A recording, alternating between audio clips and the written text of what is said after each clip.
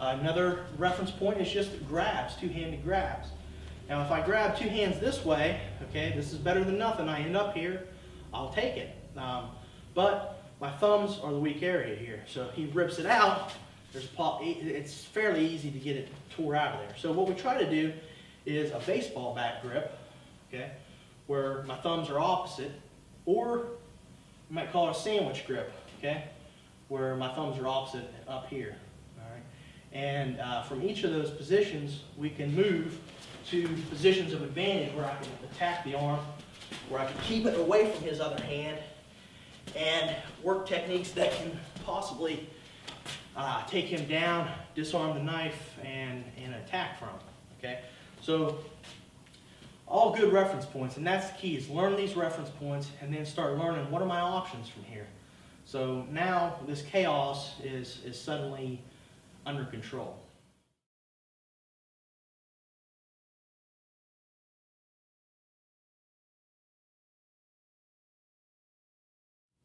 Okay, the unfortunate reality is we may end up on the ground against a knife.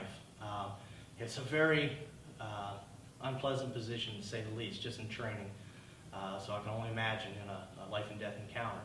But we have to have some options to deal with it, because it's a reality of what we do. So one of the drills that we do for the ground, to give you some basic concepts, is, again, we want to control the blade. We want to prevent the multiple hits. So we can do this drill standing up, and we'll kind of show you how it goes on the ground.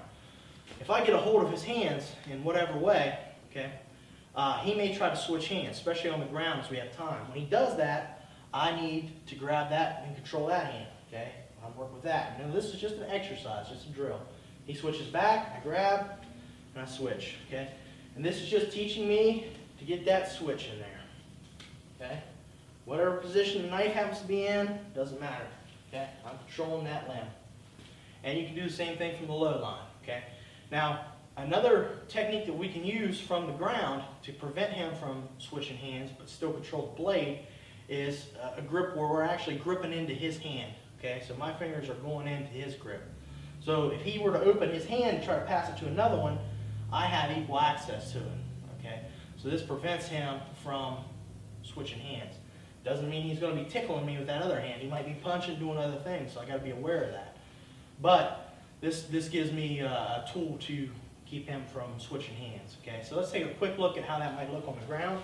So if I'm in the guard here, okay, I'm controlling this limb. He switches, I want to go with it. And again, this is just a drill. I'm just working this exercise.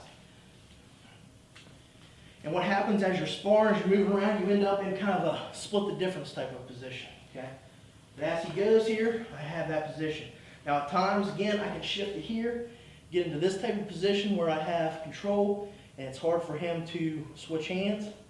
But again, I have to be watching for the punches, for the other things going on. As soon as I can, I need to switch out, shift, get in position here, and start doing what I need to do.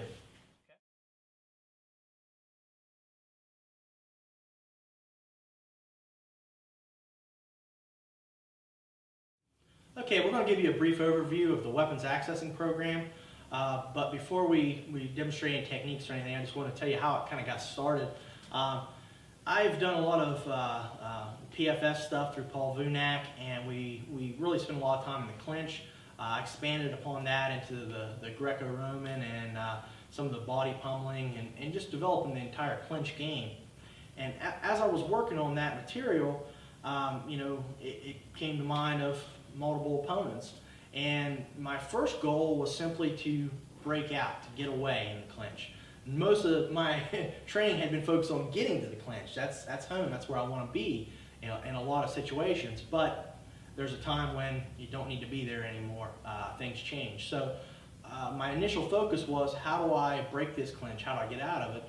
And then we started looking at getting to the back as a simple concept. If I can get to the back, it's a lot easier to break away, and you have a lot of other vicious things you can do from a clinch from the back as well. So as this material developed, as we're getting to the back, as we're breaking out a clinch, we're doing that because of maybe multiple opponents, maybe the person in the clinch is accessing the weapon.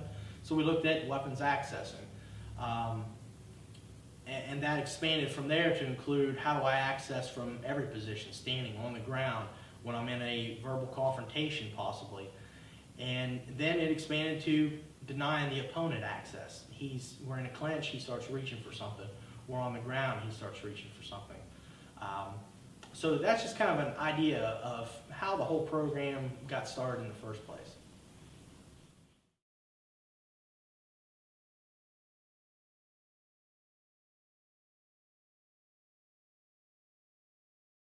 Okay, we're going to take a quick look at a technique called the frame. This was created by my instructor, John Davis, in Virginia Beach. I think we did it back in 2001, right around there. He came up with a power shot program. And part of that power shot program was, he was just figuring ways to generate the most power possible with your upper body. And one of the big elements of it was using the forearms as impact tools. So he created this frame technique, and it came from a frame that you use in a headlock escape from jiu-jitsu, but using it to apply power to the opponent. Over the years, playing with this technique, I started to, as I got into law enforcement, I started to see that, a lot of times a sucker punch being used by an officer doesn't always work out. We call it a sucker punch because I'm initiating. I know something bad's about to happen.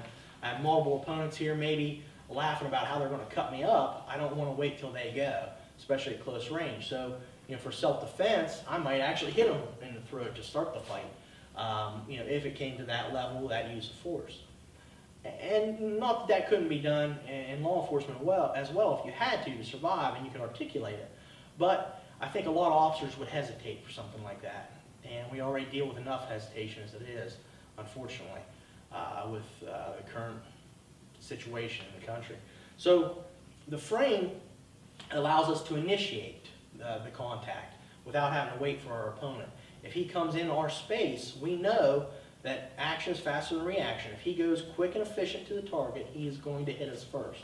So we don't want to wait for him, okay? So maybe I've told him to get back once. I moved back on my own if I could, but now he keeps coming forward. I can't wait here. And what this also